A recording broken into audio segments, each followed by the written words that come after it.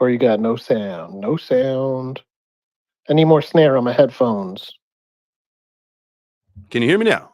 Bueller. Bueller. There we go. Go get it. Golly. Man, I was like I was like muted 5 different ways. I was like somehow StreamYard got muted. The microphone got muted on the Rode device because I did that. But then also X muted me too, man.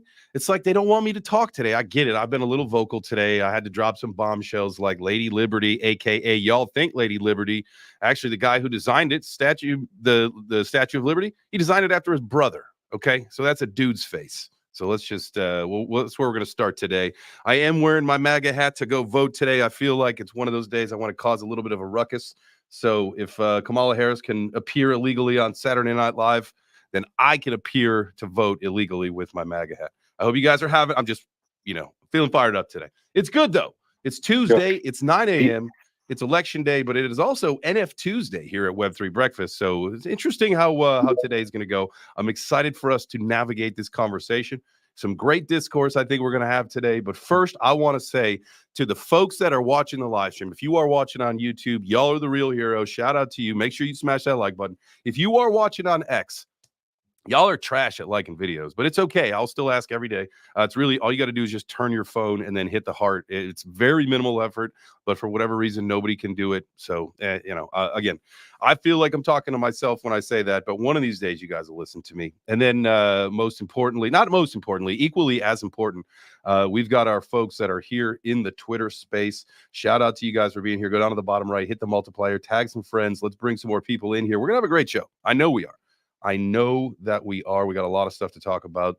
So I see Frank's got his hand up, man. Let's get rolling. What's up, brother? Hey, already. First thing to it. B. Frank's got his hand up. Good morning. Good morning. Good morning, sir. Hey, I see you woke up like at the crack of dawn and just decided to choose violence. Like, I don't know what's up with you today. My man started coming after the smokers, the Statue of Liberty. He started coming after everybody as No soon as one's he safe. woke up. No one's safe today. No one is safe today. And look, here's the deal. I am in full transparency. I mean, I'm glad that you noticed that. I have not been able to adjust well. I know it's only been a couple days, but to the time change, like I feel like my days, I almost feel like I'm living in another part of the world right now because my days and my times are so off for some reason. I'm up at like 3:30 in the morning and I cannot get back to sleep at that point. So, I'm like last night, I think I was asleep by 9 o'clock at night, maybe a little bit later. But now here's the deal is that I got so much shit on my mind. I'm up like every hour, 2 hours, 3 hours, something like that, whether it's looking at the chart of Bitcoin, like did I catch the dip or did it rip without me? There's that.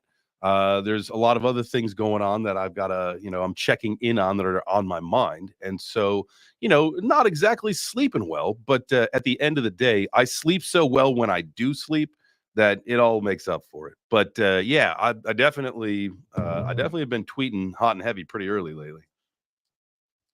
You be having nightmares and cold sweats about Bitcoin going to zero? And you got to wake up and go check it? No, it's nothing about that. I just wake up and then I think to myself, what time is it? Because I was just like, I don't sleep with an alarm. I don't do any of that. I've never, it's been years, decades, absolute multiple decades since I put an alarm on. Even if I've got an early flight, I'm just really good. My circadian rhythm is like absolutely perfect.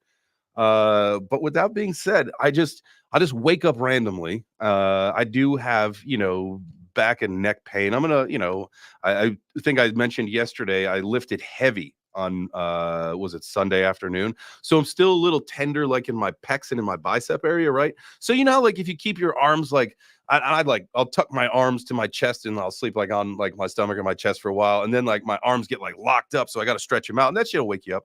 And so like I just wake up a few times throughout the night, and then I'm always got to check the chart, man. That's like stretch my arms, check the chart, and then go right back to sleep. You be having these problems, Mr. Dude? No, I sleep like a baby. I sleep like a baby. I do sleep like a baby. Babies are up all night. They're up several times a night, shitting in their pants, crying, all sorts of stuff. I just do different activities. I sleep like a baby. I'm up several times a night. Just I don't wet my pants. I just look at charts. Different problems. So you're going to wear your MAGA hat to vote for Kamala? I was thinking about. Yeah, you gotta be careful. Steer clear of the Karens, eh? Do you think, like, what if you wore one of both? Like, if I had Whitney make me wear like if I had Whitney make a White Dudes for Harris shirt, but I wore like a White Dudes for Harris, but rolled up in a MAGA hat, like, what do you think they would say? Would it just like blow their minds? Like the woke people would just like faint, like all the blue hair people. They'd be like, "Oh my god!" Ugh. You might I cause think as soon everybody. as they see those that MAGA hat, they're gonna be blind to the shirt. They're just gonna be filled with You know what? rage. I'm gonna look in AJ's office. I don't know if he's back yet from New Hampshire or wherever he was at this past weekend. But I know he's got a red hat that says this is just a red hat. And so I'm thinking about wearing that too. Like double. I made double hat. That's originally where I got the idea, is that I'll show you guys on the stream.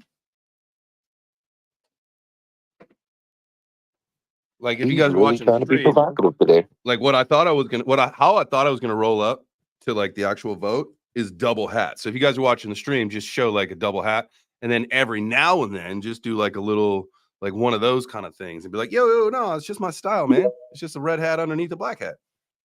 Do you think it would work?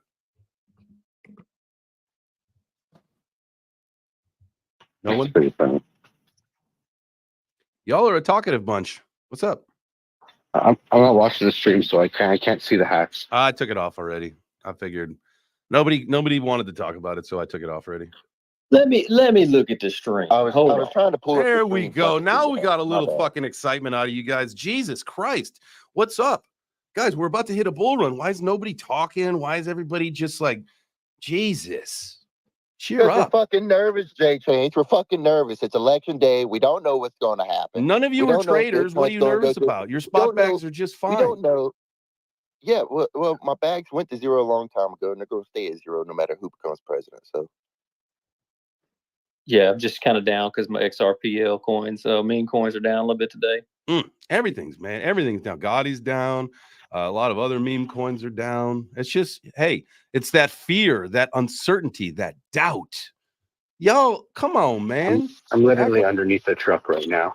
Act like you've been here before. My it's God. giving me the bubble guts. It's giving me the bubble guts. You got the bubble guts. You're That nervous? man got the bubble guts. Man, give this man some Pepto-Bismol and get out there and maybe put in a long. Put a low leverage long in, and maybe you'll feel better.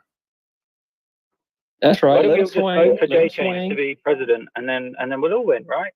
I got to tell you, man, I was absolutely honored. Now I know a ballot coming in from the UK may or may not get recorded here officially, but I do know that one is on the way where I have been written in as the president, and my vice president pick is the entire Web3 breakfast I think community. someone said vote for Jay Chains. And then the show ended.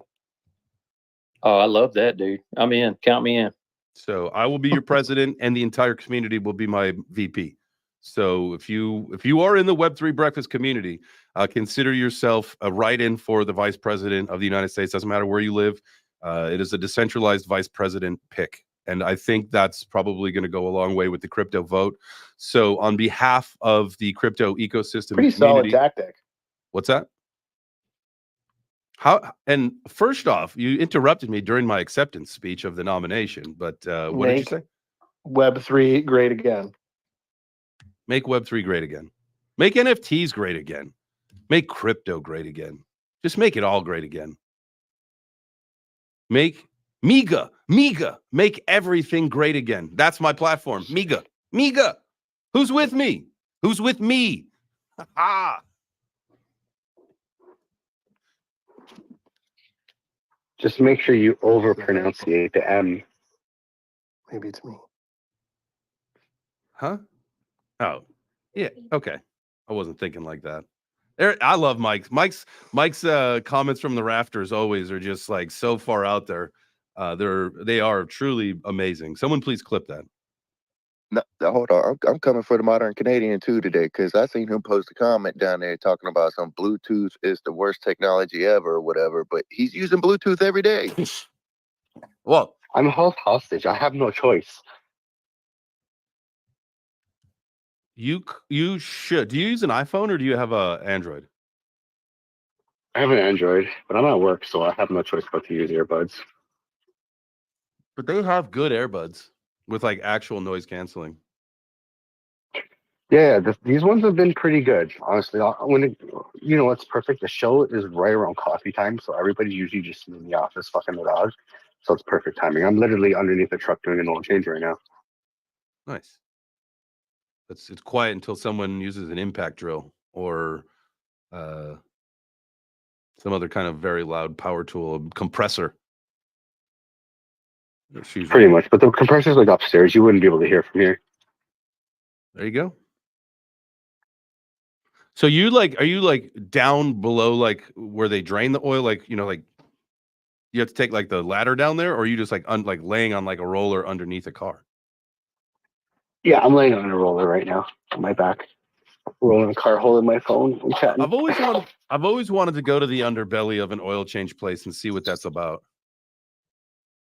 It's not that cool, man. Really? I worked at one for 2 or 3 years. I mean, it's mostly like where all the drug deals go down. Okay, again, let me go check it out. Oh, that's too funny. But really, though, it's hot up under there. It stinks. You're constantly having to clean it. It's a pain in the ass. I assume there's just oil everywhere most of the time. It depends on who the technician is.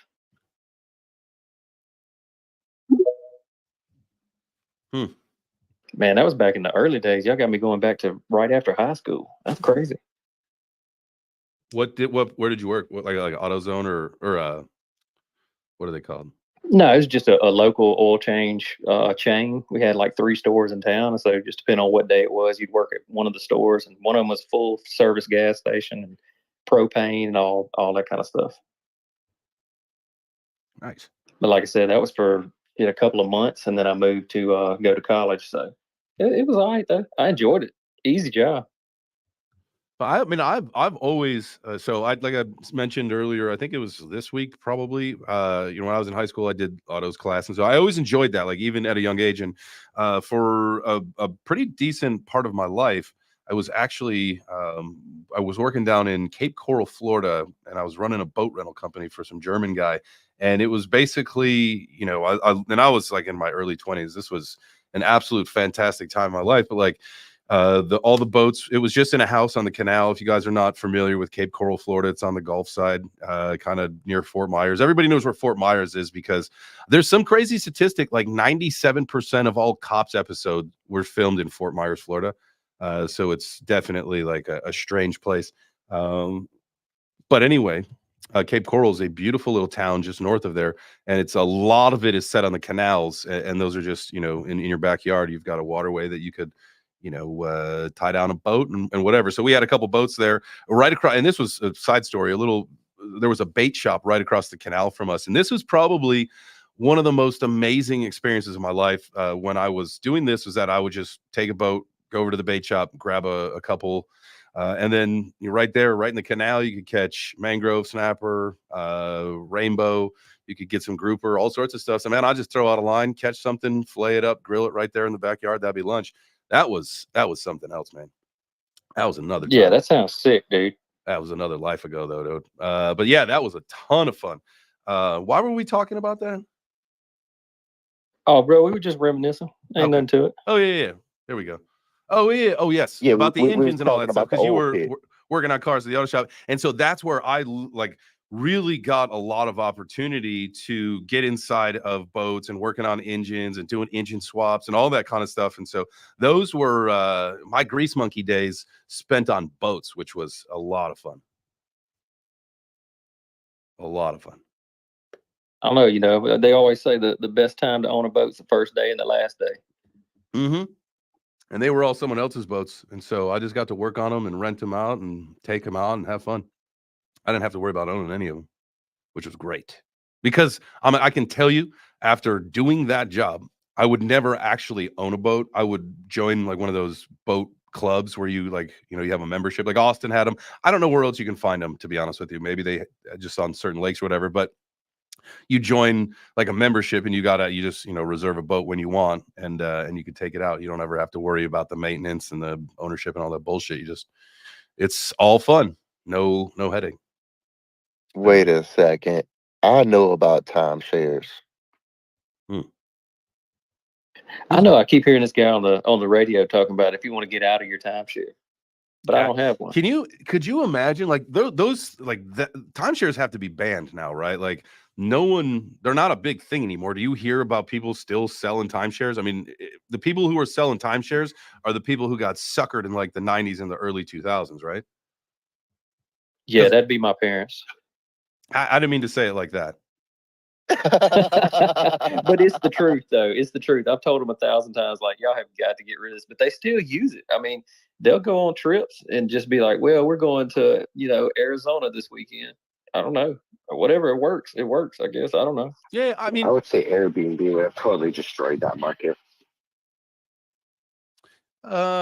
yeah, I mean, I probably wasn't Airbnb. It was probably the fact that people would just get locked into these timeshares for Scammed. life, right? Like Whitney just texted me.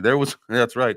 There was one time we had gotten one of those things where it's like, oh, come here and sit through a 15-minute presentation and get like a free cruise. And it's like, all right, we can do that. And I think it's like one of those things where they probably pump hopium into the room. They spike all the drinks and all the refreshments, which, by the way, I promise you, I did mention in the tweet this morning that there was going to be refreshments served. There is no hopium laced into today's refreshments. I think they're just at the timeshare places where they put them in there because, like, going in, like, I know that I said to Whit, I was like, here's the deal. Like, this is a timeshare thing. Like, the answer is no. And I think after 5 minutes, I think I was the one who was convinced to join the timeshare. And Whitney was like, what's wrong with you? Like, we had a plan here. They got you fired up, didn't they? They were like, yeah. Like, this is amazing. I need this. I can afford that. You mean for an arm and a leg, I can just have this hotel room every couple of weeks? Perfect. And I just have to pay for the rest of my life? Perfect. It's like watching that South Park episode of timeshares. Y'all remember that episode? Mm-mm. I've seen very little South Park, unfortunately. That's like the thing that pisses people off. Like when I tell people about the stats of my Star Wars viewing or Star Trek viewing or whatever, the one that everybody loves. I don't know. Same thing in Lord of the Rings or what Harry Potter's and all that kind of stuff. Like people get offended at me when I tell them like, never seen it, don't intend to, don't care. Damn. To the South Parks and the Family Guy and the Robot Chickens. I think it was like the animated stuff was never my jam. Like I can tolerate the Simpsons, I think, because it's a classic. But that's about it. Honestly, that's about it. And now I'm having a hard time. You're missing out on such good comedy. What's that? I said you're missing out on such good comedy. Like South Park literally was like on the cutting edge of comedy for years, talking about shit that most comedians, like, or at least most comedy shows, are too scared to talk about. It's it's I don't know, man. I mean, it's true, right? It's totally true. And you couldn't do something like that today. I think you would be canceled almost immediately, right? Oh hell no, They're still making You new get put South in Parks jail, today. man. You put They're in still jail. making new South Parks. They're still making new South Parks. Literally. They're not as they're not as vulgar as they used to be. Didn't someone was talking about it? Man, it was maybe 2 weeks ago or something about here, where there's going to be a remake of a movie or they're making another one in the series. And the person said, I promise you, like, we're not going to be like woke about this. Like we are going back to what it was. Is it Sandler? Was it someone else? You guys remember this conversation? Vaguely. I vaguely remember. I can't remember who it was, but some cult comedian classic, time after, movie after movie when we were growing up, like irreverent and they weren't politically correct and all that shit. Like I am so excited to get back to that. Like at some point, it's got to be soon, right? Where we don't have to worry about all that garbage. And I say that, like, I'm not trying to be insensitive to people's feelings, but you guys understand what I'm saying. I know you do. I mean, I feel you. I ain't trying to be insensitive to people's feelings neither, but if people don't like it, then don't watch it. That's it. Just like if you don't like this space, don't be in it. You know what I mean? Like that's the great thing about the world we live in, about the United States. We don't have to be anywhere we don't want to be, and we don't have to see the shit that we don't want to see. That is a fact, sir. Facts. The one cool thing I've always loved about like America is like you guys can go to a different state. It's almost like being in another country. You can, go south and people have totally different accents and have totally different way of life. And you can go, west, like to California, and it's, like Silicon Valley. Like it's so different, like within the country itself. Where Canada, it's pretty similar. Maybe a little different here in Ontario because we're like more of like the urban mindset here. But it's pretty cool. Yeah, you know what? I agree with you. I just wish that our airline was more like Europe, right? Instead of this bullshit where they got to make so much fucking money that it's like not, you can't even like, like if you were in Europe, I think you could fly from these little countries to these little countries for like, nothing. But for us, because they got to make so many profits, even though Boeing is probably a trash company at this point. Although I know they have a new CEO, and the new CEO's plan is to fix some of the issues that they've been having over the last several years.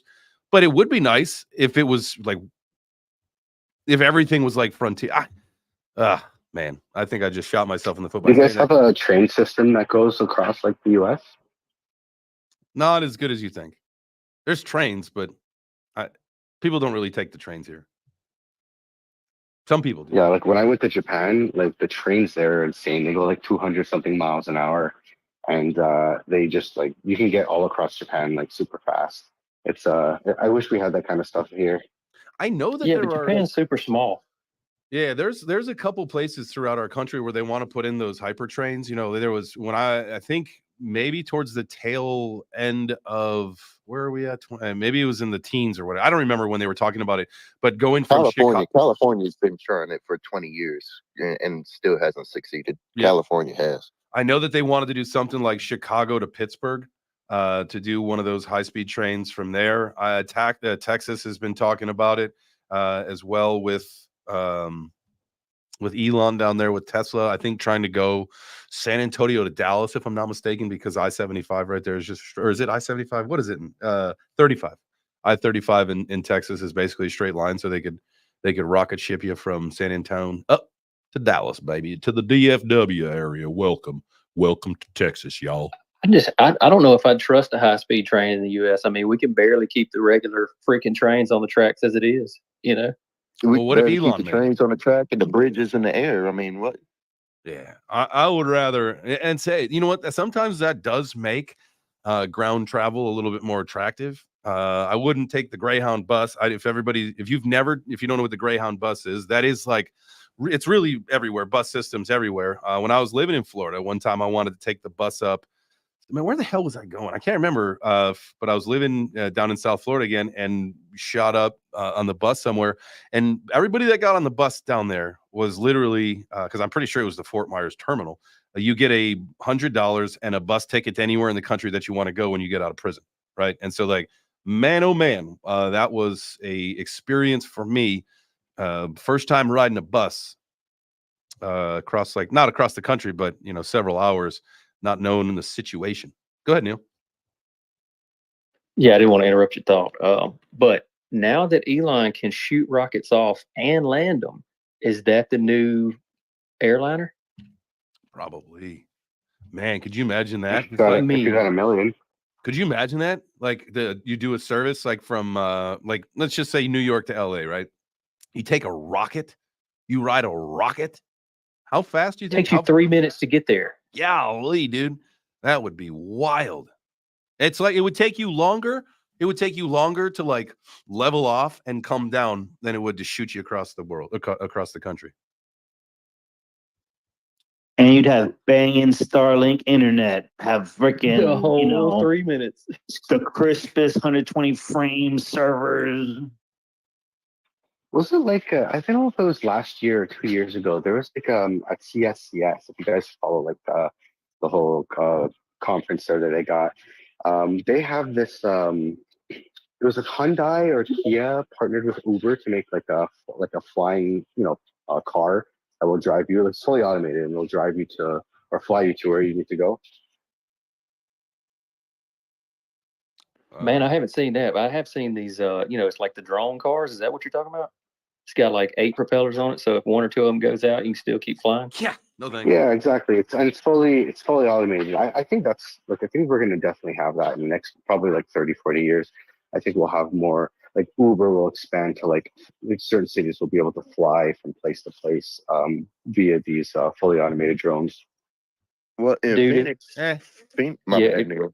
oh my bad. I was just gonna say if this bull run will go ahead and pop off, we'll have one next year. yeah. Yeah, That- we'll have the well, Web3 Phoenix- Breakfast mobile drone jet podcast studio. We'll come scoop you guys up, and we'll just go drone around and shoot an episode, and then just land back, and hopefully, man, that scares the shit out of me when you talk about, well, it's got 8 props in case a couple go down, you still stay afloat. Like, no, I'm not ready for that yet. Nope. Well, what do you think the wings on the plane are for? Right. You only got 2 I of know. those. I was doing my like private pilot's license a little while ago, and like when they train for like dual engines, they spend like half the training learning how to fly with one engine. Man, Either one engine or no engines. tell you what, They learn how to fly with one engine, and then you do like you have to what do they call it? I think it was like a forced landing. You have to like basically prepare how to land with no engines, and you don't actually like land, but like they get you pretty close to the ground, and they turn the engines back on, and you fly back up again. that's wild. Hey, but I was going to say in Phoenix, they got the automated car service where you order a taxi and it asks you if you want an automated driver or not. And if you want an automated driver, it will send you a automated car. I feel like I would like to try that just for the take a video of it, the experience. I got a homegirl that lives there in Phoenix. She takes one to work every day. The Mind you, driverless my Ubers? car drives itself, so Yeah, the driverless car. I would talk so much in that Uber. So now let me ask you a question. Is Like it literally, cheaper? like there's no person in the driver's seat that is a backup in case there's a malfunction, right? You're literally getting into a driverless vehicle. Yeah, facts. Man, Is it cheaper? I don't know. do they pay you? I would love this. So It should be. that is one of those things about me that I am definitely looking forward to. Like I would have no problem trying that. That is something that even now I am looking forward to, being able to, all right, fam, get in the car. We got to go up to Chicago to go. That's where my mom and siblings and everybody lives, right? So instead of actually physically doing the driving like I always have to do, you just beep, bop, boop, set the thing, hop into the back and just go chill. And if I want to work, if I want to sleep, it doesn't matter. I can do whatever I want because the car is going to get me there. I'm all for that, 100%. But you still hear some of the situations where those Teslas might not see something, or that glare just kind of, just missed it, and then boom. I just, you have no control. You're sitting in the back seat and you literally are fucking helpless if this thing goes out of control. Like, I don't know. Well, people are quick to forget that Tesla is a technology company and not a car company, and they don't necessarily get their cars tested by the National Safety Board. Why you gotta say that? Why you gotta say that, man? Like getting in one of those Tesla Ubers now. Can I jump in and say something here about Teslas? Absolutely, brother. So, like, I've had my Tesla now for about 4 or 5 months, and the other day, well, let's say a couple of weeks back, I was driving down a road. It was a pitch black, dark road. It was really, really foggy out. Probably about 11:30, 12 o'clock at night, and the car automatically slammed on the brakes and steered to the other side of the road. And I didn't know why until I was going past it, but there was a deer on the side of the road and another deer that had been hit by a car in the road, but I didn't see it. However, the car saw it way before I got there. So for me, that is one thing that I think is awesome with the Teslas. The second thing is on the first day I got the Tesla. Now this was a bit annoying, but a carrier bag flew out across the road at a set of like traffic lights, and the car instantly like hit on the brakes there and then as well. Now I know it was a carrier bag, but had it have been like a pushchair or something, like the car would respond a lot quicker than I have. And I know it was just a carrier bag that time, but it's really clever, like how it does that. But if there's somebody that's right behind you, or there's somebody on the opposite side of the road, yes, it'll apply the brakes, but it won't emergency stop. So like it won't slam on the brakes in an emergency situation if there's a car right behind you. It's always reading what's around you, and and if it can offer what it would assume as a safe solution to get out of a tricky situation, it'll do it. If not, it at least alerts you generally before you can, react yourself. Man, that's scary. But that's part of, hey, it's like being in crypto, right? Like we're part of the early adopters, and we're just, sometimes you got to fly the plane while you build it. Bitcoin is fucking ripping. Bitcoin's ripping right now. We grew up with technology. My bad. I'll let you get to Bitcoin. No, you're good. But, I'm just saying it's ripping right now. It's like 69.6, 69.7. This could be it. This could just be a fake out though. That's the thing. I don't fucking know. What do you guys think? Keep watching that 4-hour chart, brother. Keep watching that chart.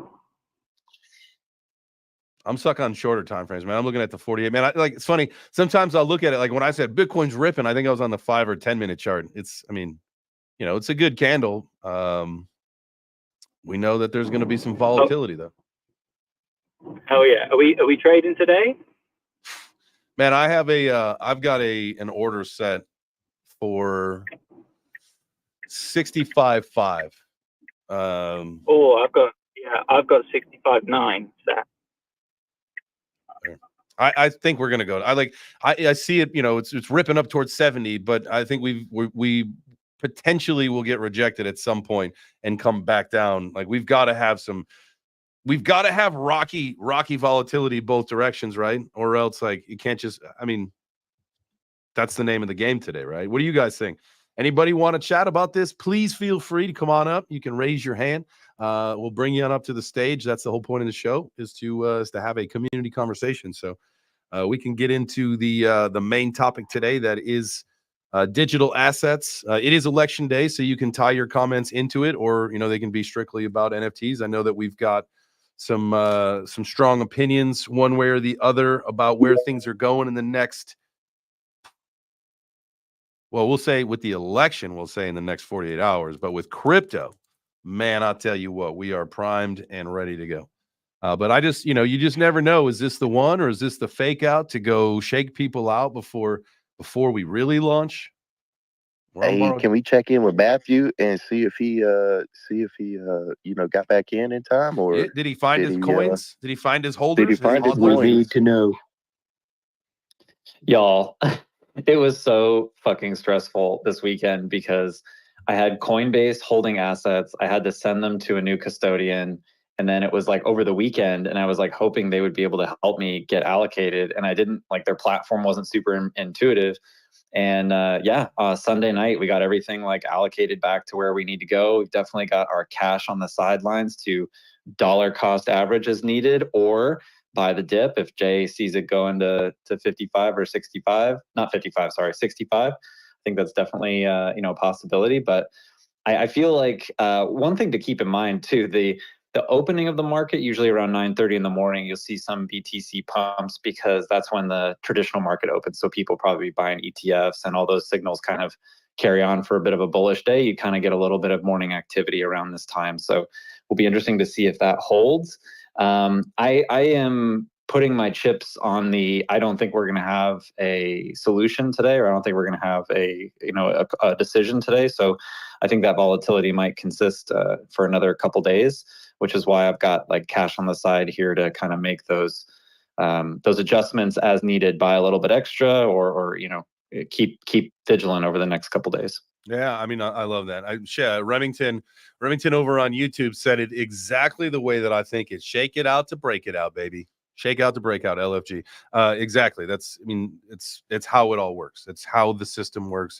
Historically, you will always see that sharp volatility one way or the other before the big move happens, because of leverage flushes and all that. Now, we might have seen one of those yesterday, or when was that? That was recently, right? Where we kind of had some you could consider a leverage flush, but nothing like a crazy scam wick like we have seen historically. If you look back at some of the charts, like in August, maybe early August, we had a really big scam wick. So those are the leverage flush events that you really got to watch out for. And we know where the market is going, and so you gotta. And that's why, guys, it's funny. I had And I had some people like, comment and then send me DMs about the trade that I did yesterday. Where like I had been, looking for that really good entry, and yeah, I chicken shitted out of it because the market didn't look like it was going to hang on.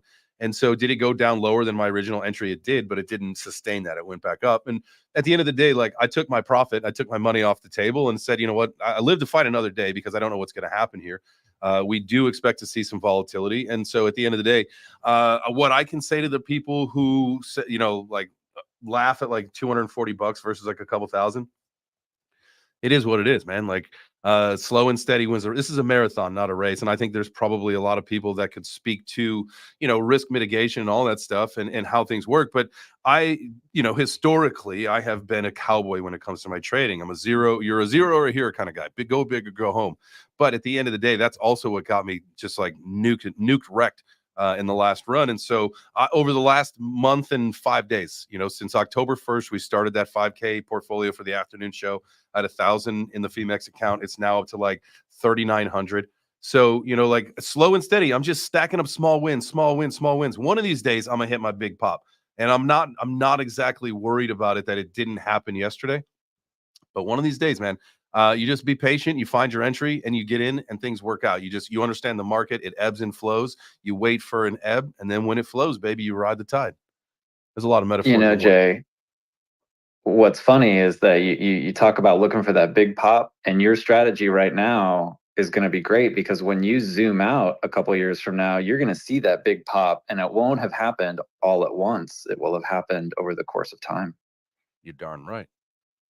When in doubt, zoom out, baby. That's the most important thing. It's all of this stuff is still so young. We talk about like over the last several months. Yeah, we've been trading sideways since March or like most of this year, right? Because of the halving, all that stuff.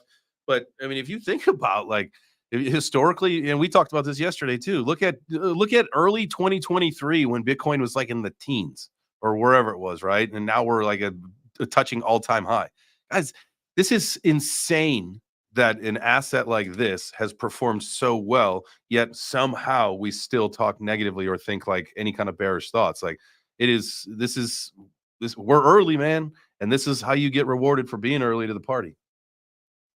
It's crazy too. Bitcoin has been, I remember people talking about this in like March and February after the halving, everything's going to kind of trend sideways for 6 months, and holy shit, did it. And it's crazy that Bitcoin has actually been less volatile than the S&P 500 over the last 6 months, which is pretty wild. Do you think that'll tame off over?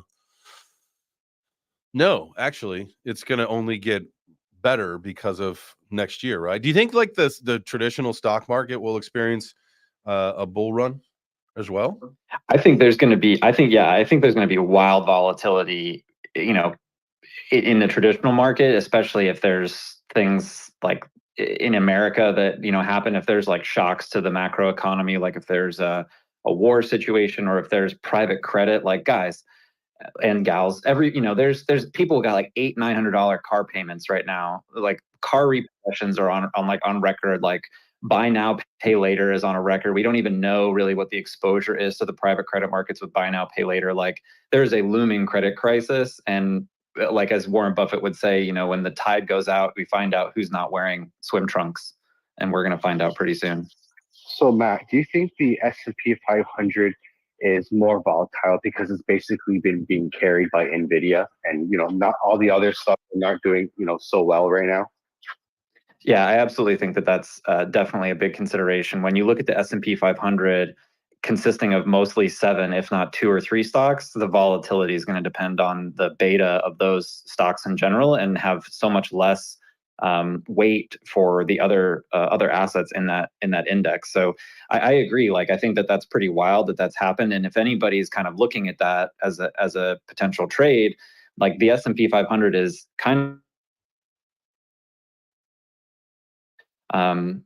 earnings reports that come out, like what is it? NVIDIA got added to the S&P 500, or it got added to the Dow, right? So it got added to the Dow as well, which is kind of interesting. And Intel got dropped out. So you're going to see a rotation of assets, I think. Companies that are especially kind of coming up in the AI space, like Palantir, great earnings yesterday. And just it'll be interesting to see. But I think there's a rotation of some of these orgs coming in and out of those indexes as well. Also, shout out to Sunshine Gin Girl, Valencia partner out there in Portugal. Glad to see her here. Shout out to everybody's here. Thank you so much, guys. By the way, it's perfect time. Sometimes I miss the mid-show room reset and thanking everybody for being here. But Matthew, thanks for doing that right at about the right time. So I'm going to take the opportunity now to make sure this way I don't take shit from Frank at the end of the show for not saying hey to our YouTube fam. So shout out to everybody that is watching on YouTube. Do it right now. All right, here we go. Yo. Shout out to my YouTube fam. You guys are the real deal. Hanging down the fort, holding it down is what I meant to say. Appreciate you guys being here. I want to let you guys know, and I said it earlier, now we got a lot more people here. The YouTube fam, they keep that like to watch ratio at 100%. There is nothing that the X people cannot do to follow suit there. But I tell you what, it's going to take a miracle. It is going to take a miracle for you guys to start liking the video as much as the YouTube fam does. And that's why that is the salute of the day goes out to our YouTube fam. Shout out to everybody. We got Blocky, we got Ellie, we got Remington, we got DJ and Brian, we got Mike Lowry, everybody. I appreciate you guys being here. And then if you guys are in the space, by the way, I don't want to leave you guys out as well. If you guys are here in the space, you have an opportunity actually to come and participate. You can chat if you'd like, raise your hand, come on up to the stage. And also you can go to the bottom right. To me, it's a purple pill. To other people, it's not potentially purple. And so we call it the multiplier. So you can go down to the bottom right, hit that, and then boom, it brings up something that says election day and digital assets. Oh yeah, that's a tweet. You just have to like the tweet and repost it out, tag some friends, and let's get some more peeps in here. Let's have a good conversation. Let's finish the day strong. Let's make conversation great again. It's so funny. In I always tell my mom, you got to start using, e-transfers and get the banking app on your phone, right? And I just got something in the mail yesterday, basically saying my bank they're not going to have tellers anymore. They're just going to have advice, financial advising for like RSPs and whatever, and traditional investments. They're going to have no tellers to help pay bills and do cash transactions like over the counter. It's only going to be like ATMs, and like everything else will be digital. It's funny because you're talking about digital assets. Like, even the big 5 banks here are moving towards a more digital, system. So it's only a matter of time before crypto gets integrated into that. That's true. I think that most of, if I'm not mistaken, because we have accounts at Chase and Bank of America, both of the branches are basically the same thing. They've got the drive-through stuff, and they got some people that advise you, but really, like they're trying to go tellerless, which is, the banking industry is on its way. There's some banks here. There's some banks here. I think CIBC. They have some branches that are cashless now. That's crazy. A bank to be cashless. That's wild. Bro, you better keep some cash on hand in case I want some cash. Like, what if you want some cash? It's kind of, when I saw that, it was kind of exactly. It was kind of scary to me because it was, it reminds me of like back when we had the trucker rally when they, froze bank accounts. Like, if people can't even get cash anymore, cash is king kind of thing, right? If you can't even get cash anymore, it's kind of scary because you're really withholding to whatever their policy is and how much you can withdraw. You talk about, and COVID was really the I don't want to say the biggest culprit for this, but it was the big catalyst for a lot of this cashless stuff. And at the end of the day, like, most people don't carry cash, but to make it, and to where you can't use cash is, that's crazy because cash is still a thing and is still honored. So, there was that video I think everybody saw. It was like the old man who was freaking out about his raisins or whatever, and he like put the exact change on the counter. He said, "I'm fucking paying for my raisins or cherries or whatever it was." And then he walked away, and people were like, "You're so brave." It's like, no, the guy paid for his fucking food, the exact amount, and he walked away. That's exactly the right policy. And to think that in America you can't pay with dollars that are supposedly legal tender everywhere you go, man, I'll tell you what. Big changes today, though. We about to change. We about to make some, this week. You guys are right. It's not going to be today. You got some states that can't count. So they need a couple extra days, even though for the history of this country, they have always been able to announce the winner, today. Like midnight. Yeah. Man, you just gotta, make sure the numbers are right. Well, that's when they can go back to the storage facility, the little open the garage door. They got all the ballot printing machine. They got all the little midgets in there making votes for the Democrats and all that. So they just go in there and be like, "Yo, Jimmy, we need another 100,000." So then they just get to working at night and they just get those ballots printed up and ready to go for the Harris administration. And boom, boom, boom. That's how you Are do you it. telling me the Democrats? Are you telling me the Democrats have a vote sweatshop? Yes. No, they just use the money printer and they just feed the ballots through the money printer. That's how they have the printer. They right? just changed the plates. They changed the plates from the $100 bill over to the votes that have the pre-stamped Kamala Harris, Timmy Tampon. Yeah, Timmy Walsh. refill the cyan and the magenta, and that way you can print in color. There you go. And believe it or not, they subbed out the Oompa Loompas for this. Yeah. No, the Oompa Loompas went on strike, so they had to find some other union workers for this. Face man, we're gonna get to you in 1 second. Santa's elves. What's that? They picked up Santa's elves. Ooh, yeah, because obviously, man, I don't know. We're like a month and a half away from Christmas. Those suckers, man, those elves better be in the North Pole making toys right now, is what they should be doing. Why would they be in DC or in Michigan creating fake ballots? Better question, is Santa a Democrat? He's always giving stuff out. Maybe the elves are linked to Epstein. You know what I'm saying? Yeah. I don't know why I chuckled there. I think I do have a question. Like, this is like the first time in my life where I've seen all these celebrities come out and endorse presidents. Like, it used to be like they used to not do that. Like, they used to just be like, "Oh, I keep my political views to myself." Like, and this, that, and other. Like, it used to be, you used to just never ask a celebrity what they voted or what they thought. And they never came out and used their platforms for anything, But this is like the first time I've really seen a lot of celebrities come out and be like, "This is who I endorse." It's about the money and the list associated with who y'all were just talking about, Epstein and Diddy. It seems like they're following the FTX playlist or plays. Let's see here. I just want to let you guys know. I tried ChatGPT and Grok to see if we could get an answer if Santa Claus was a Republican or a Democrat. And ChatGPT says Santa Claus is a mythical and cultural figure associated with bringing gifts to children during the Christmas season. He does not have a political affiliation, such as being a Republican or a Democrat. Santa represents universal themes of generosity, kindness, and goodwill, which transcend political boundaries, guys. Any depiction of Santa with a specific political leaning is usually intended as humor or satire. Now let's see what Grok. Holy shit, Grok is actually a lot longer. Let's see. How is there no mention of Coca-Cola? Coca-Cola invented Santa. How is there no mention of Coca-Cola? I mean, actually, if you really want to be technical, Santa's coat was red because he used to slaughter bad children. Time out. What? What?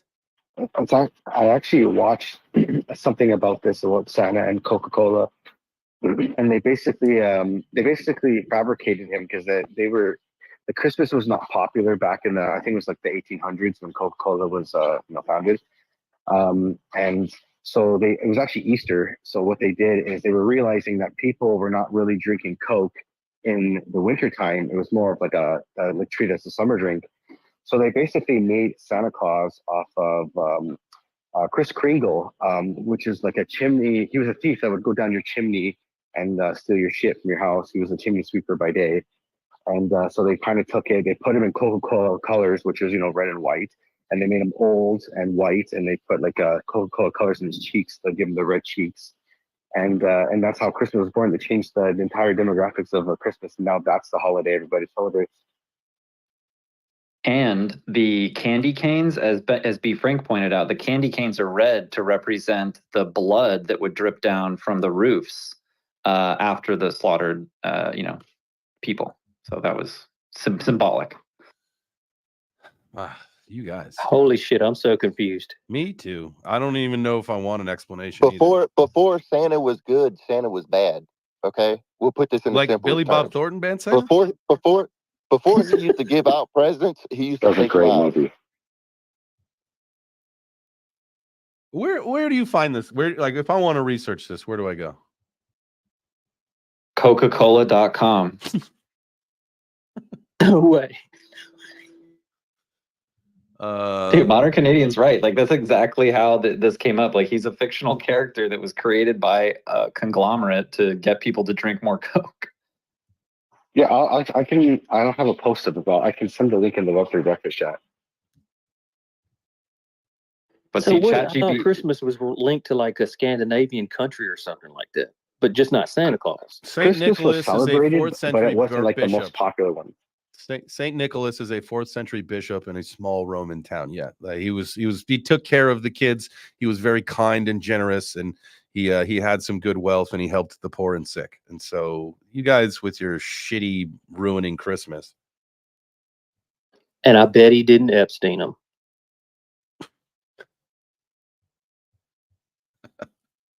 Probably not. Probably not. We could be wrong.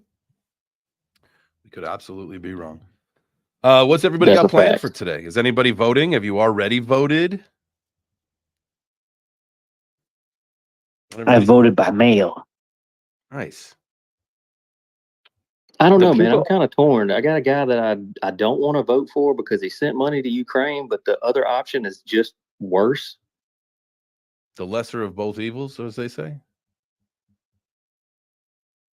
Maybe. I keep hearing people like, oh, I love standing in line on election day and spending all the time like to actually vote. I'm like, that nothing sounds worse to me. Like, I went and voted like 2 weeks ago. Like, nothing sounds worse. That is. I want to vote on the blockchain. Yeah. When do you think that's going to happen? How long do you think it'll take until countries start doing elections on the blockchain? Has any country shifted over to the blockchain for voting yet? I don't know, but I hope within the next 20 years. Hopefully, but I don't know. What about the quantum computers? They might break the whole shit soon, right? Probably. I would think so. I mean, I guess the whole point about putting it on the blockchain is it's going to be visible to everybody. So as long as there's no way to, what is it called, mutable data on it, there would be visible to everybody. And that's the most democratic, I guess you would call it, option. You know what I mean? Everybody can see it. Everybody can prove it. It's right there. It's just getting the machines and the and all of that to work. Like, we always talk about getting it to work behind the scenes. Like, you don't really know it's working like that, but that's the way it is. That's Right. how it is, I feel like it would be something very easy to do if we just could get with Dominion and kind of get into the back end of their machines and just rework it a little bit. Now, what blockchain? Dominion needs to launch a meme coin. That's what they need to do. Probably. I think that's a great idea. That would be something that would get it'd get the attention of a lot of people, I think, if you could. Anyway, but jokes aside, what blockchain do you think would be? Let's speculate on this for the next little bit here, and then we can wrap it up. And I'm gonna go get my vote in. I'm gonna go rock the vote with my MAGA hat on. And what blockchain do you think would be the chosen one for voting in the future? Or do you think it's going to be something that's going to have to be proprietary to the government or whatever? Or do we just attach it on to something that's already running, like a Hedera, or don't say Bitcoin, because I don't want to fucking hear anyone say voting should be on the Bitcoin blockchain. Whichever one they could rig. Solana. I feel like somehow Algorand would weasel their way into that position. I don't know how, but I feel like with their connections with the Clinton Foundation, stuff like that, I know everybody was like, oh, that's not a thing, whatever. But Algorand had to be my choice, even though I would prefer Hedera. I feel like the use case with Avalanche, putting all the California DMV registrations on the blockchain on Avalanche was pretty cool from like a permissioned perspective. But then the other part of me is like, maybe you need to use a chain that like nobody uses. So like Polkadot or Cardano or something like that. LOL. Shout out to Polkadot and Cardano. Burn. Hey, it's all right. It's true though. And I think Charles, if I'm not mistaken, does Charles, like, his whole thing now is to change the concept of what Cardano is to be an L2 solution on Bitcoin versus its own thing, right? So they're going to formally become a stable coin? Is that the? I don't know why they need to change. Well, it's because it's a dying. No one's using it. Like, people in the Cardano community will like jerk off over $230 million of TVL, and like, I don't know, Pulse Chain I think has more TVL than that, and that's a joke to me. So it's just the writing's on the wall that something's got to change. I mean, here's the deal with the scientist mentality and the engineer mentality in my mind, right? Like, is Cardano has had to measure 20 times before you make that first cut, where this is a new industry, and so like there are some mistakes. And I'm not saying that taking shortcuts and all that stuff are necessary, but you have to come to market, and you have to come to market with your product, or else you're going to be forgotten about. And I think that's what's happening to Cardano, is that, one, nobody's using Cardano except for the very few people who are in Cardano, but nobody outside of Cardano gives a fuck. That's where we are, really. I think wells in Africa. Is that the first thing that comes to your mind when you think of crypto? No. Isn't that like their big deal of like in real life things? Yeah, no one cares. Don't take that the wrong way when I say no one cares. But that's not what crypto's talking about again. What's that? That's the way you talking about again. Cardano. Oh yeah, that thing. And so, like, I mean, listen, it's not going to outperform much in the market, so why hang on to it? Because people are down and they had to round trip it? At some point, you got to cut your loss and move on. I think it depends on when you get into it, right? It may not outperform or perform like it did last time, but it's still going to have, moves to the upside. It's just, it might be limited. It may never hit it. It may not hit another all-time high. So why would you, you just said exactly what's going to happen. It is not going to perform like you want it to. Why the fuck hang on to it? Put it into something is going to perform better than the market. Because you don't want to take the L? I don't think you can ever say what's going to outperform. Nobody knows, right? Everybody can get their best guess. Everyone's just busy right now with the new shiny thing, which is Solana. But again, like, I still think Cardano is going to have price appreciation. I think it'd get close to its all-time high. But again, like, it depends when you got in. If you got in early and it goes to $1, but you got in at like 25 cents or 30 cents, that's a pretty good, respectable return on your asset. Yeah. Okay. And believe it or not, J-Chains, there's people that have the exact opposite opinion that you do, that maybe don't speak about it. You know what I mean? Yeah, exactly. And everybody's entitled to their opinion and how they think about it and how they speak about it, for sure. Outside of that debate, I think y'all both have good points. I can tell you from the non-bias, I don't own any Cardano, and I'm not underwater on my Cardano bag, right? So I don't have a bias. Have I owned Cardano in the past? Absolutely. Did I sell that shit and move on? Am I much happier? Yep. Did I put some of that into XRP? I'd rather hang on to XRP than hang on to Cardano, right? If you're going to be a sadomasochist or whatever those people are that love pain, hang on to XRP and not Cardano, right? Because then you could still feel some of that pain, but it's not going to last as long. Look at you trying to create some Cardano FUD so you could get a buy-in. I see you. I'm just trying to lower the price. Here's the deal. I have also said the joke could be on me, is that this is the psyop of all psyops, is that let's just dog Cardano into like FUD the shit out of them. And then boom, all of a sudden, some crazy announcement that Cardano just saved the world and it goes to $1 gazillion and we all chicken shit at our portfolio positions because of people like me FUDing it. It could be the joke's on us. I honestly doubt it, but could be the joke's on me. See, I'm kind of with you on that. Like I watched, Ben's video. I'm sure a lot of people talk about Cardano and its lack, therefore, of activity and whatnot.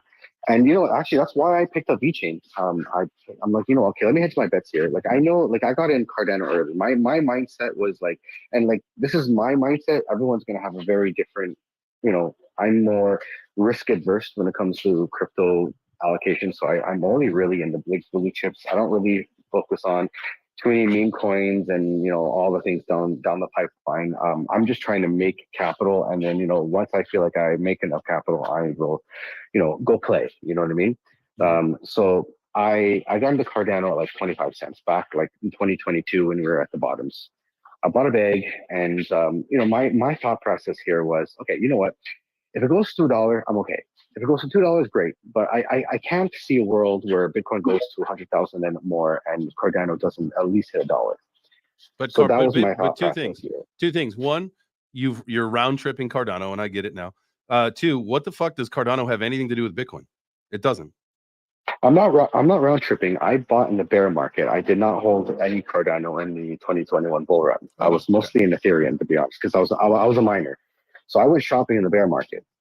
And then this is when I bought, like, most of my altcoins was like 2022, beginning of 2023. So I just kind of did sitting pretty on them. And now I'm just like exploring, you know, other avenues. I started getting Solana because I started seeing Solana doing well and stuff like that. But like, I'm an investor where, like, I'm okay with making like 3-4x my money because I'm gonna be here for 20 years. I love that. Again, you know, at the end of the day, with all of that, and when in doubt, zoom out, all that kind of stuff. If Cardano, and here's the deal, one of the other metrics, we talk about metrics on the show all the time, and you know, one of the Cardano metrics that I remember Charles saying in something was really 2028 is what they're preparing for. And so, like, with that being said, like, I wouldn't count out, you know, between, you know, the bull run that we're about ready to go on and the start of the next one, if that's how it all shapes up, unless we're going on a super cycle or whatever. But I wouldn't count out getting some Cardano for the next run. But for this one, I know that it is not going to perform as well as a lot of other coins in this market. So to me, there is no point to hold it, right? At all. There's so many other coins that are going to perform so much better than Cardano will be. Again, a lot of people have an emotional attachment to their bags, and that's why you can't see beyond. And I'm not saying you, Mike, and I'm not saying that at all. I'm just saying in general, when you understand and you fully expect that there will be things that are going to perform better, but you still stick with what you've got, and whether it's not to create a taxable event, I understand that, or if it's because you're just, again, you're attached to it because of how it all happened and went down, so be it. But I think you said it out loud. You understand that there will be coins that will perform better. In my opinion, that's what you need to be getting into if you want to really win the bull run. But again, you said also that you are here for 10 plus years. So the price today does not matter, because potentially the price in 10 years should, if all goes well, should be much higher than it is today. 100%. New coins historically outperform older coins. Mm-hmm. I'm here to make money right now. I do know that. And I am currently in a short. Got myself into a short. I love that Bitcoin pump up to 70K. Definitely want to see this thing come down to 69,420. That will be my exit point on this little short for the day. So we'll see how it goes. Well, I'm round tripping some polka dots, so I got basically 21 of them at basically the top, and so I went ahead when it hit $3 and I think it was 92 cents or something like that, which is $3.90 now again. I went ahead and doubled up just so, you know, if it goes back up a little bit, I can make that money back. But I'm not really holding it for profit. I'm just trying to get my money back. I hear you there. And guys, don't like mistaken. I do have a couple small bags that I've round tripped as well, fully expecting them to come back. But if they don't, I mean, that's the risk you take, right? Like, and that's why I have hedged those bets and gotten, you know, whether you shrank that position or you just, you know, put some other positions in other places to hedge some of the other things that you were in, you know, previously. And so I'm all for, you know, everybody's strategy, and I'm not here to talk shit. I just, you know, it's fun to just have these kind of conversations. Yeah, that's where I was at. I was looking at the trade, I say trade, it's a long-term hold, but I was looking at it. I was like, all right, well, if I got 21 of them at this price, it's a 10x from this price back to where I was.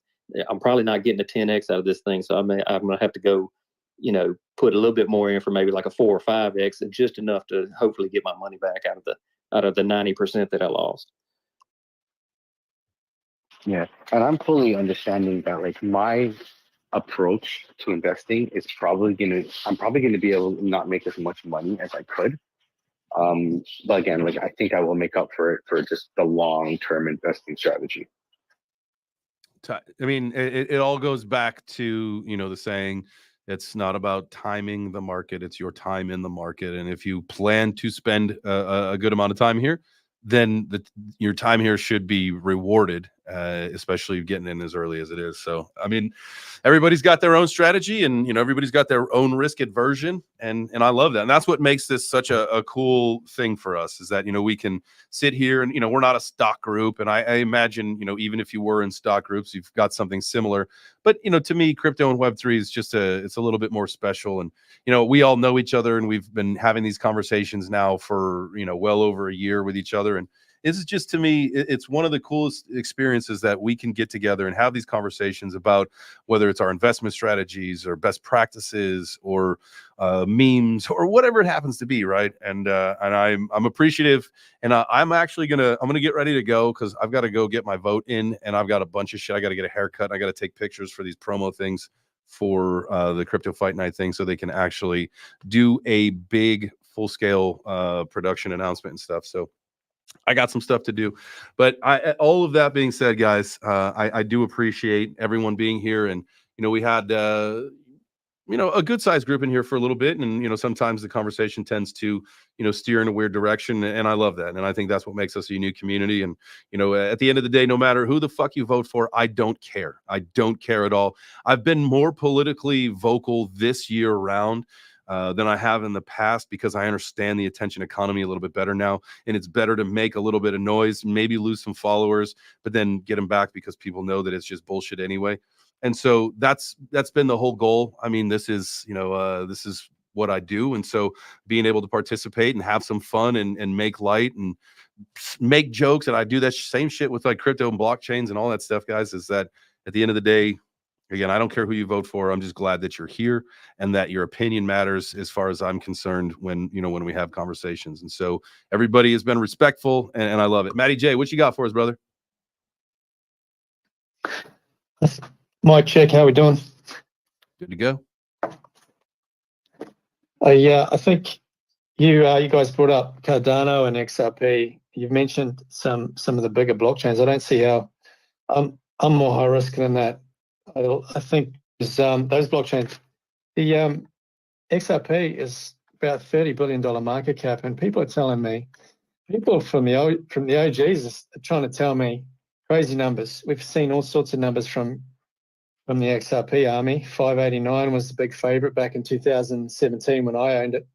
And then I see ridiculous numbers, and I'm looking at it going, okay, you may have some adoption, but is it really going to move the needle that much? And I just look at how much they're still holding. I don't touch Cardano with a 10-foot pole. I listen to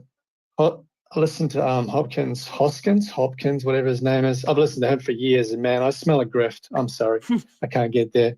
But yeah, I'm sorry. That's an opinion, right? Everybody's got one. They're like assholes. But I think Chainlink's flying under the radar at the moment, like $10.80.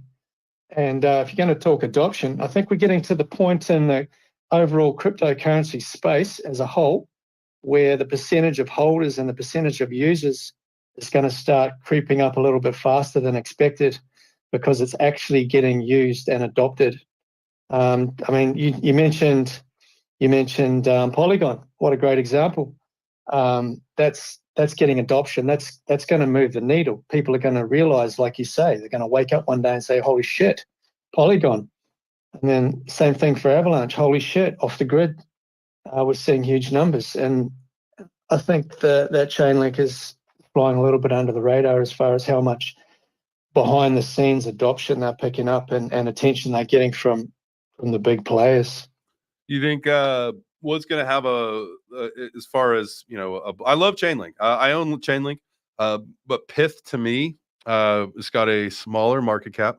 It's got a lot bigger potential, and it's got some really, really big backing. And again, it tie-ins to Ondo with the BlackRock connection and all that stuff. Like, to me, like, and this is something I talked about.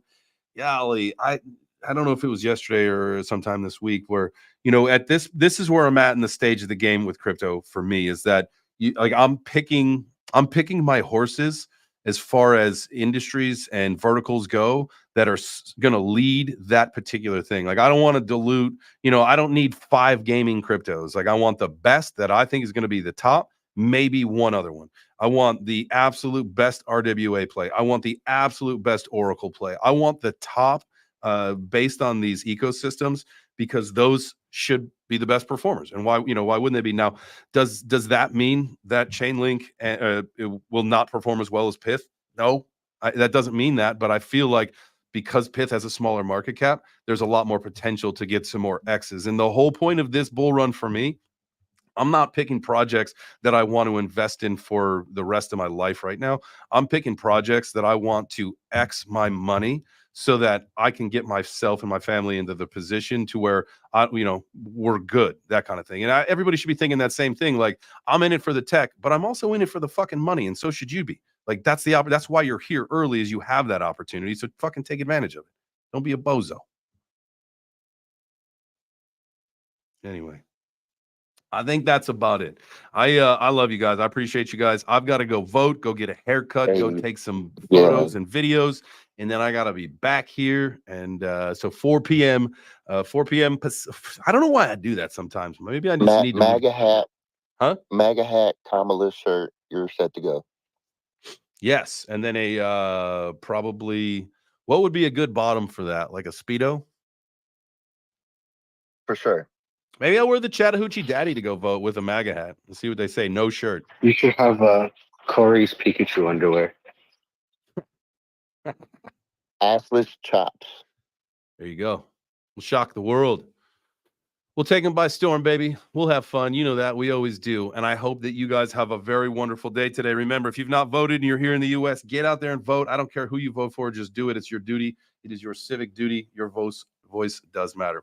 That's it, guys. I love you. Thank you so much. If you are watching on YouTube, smash the like on your way out. If you're watching on X, hit the heart. Just do it one time. Just try it, just to see how easy it is. If you are in the space here, guys, I appreciate you being here. If you sat up on the stage with us and chatted, thank you. If you were just in the crowd and listened, thank you. Golly, the show does not go on without any of you guys. So be back tomorrow for more Web3 Breakfast at 9 a.m. Eastern. I love you guys. Ciao for now. Do what you got to do to make yourself great. Make yourself better. All that stuff. You guys know the drill.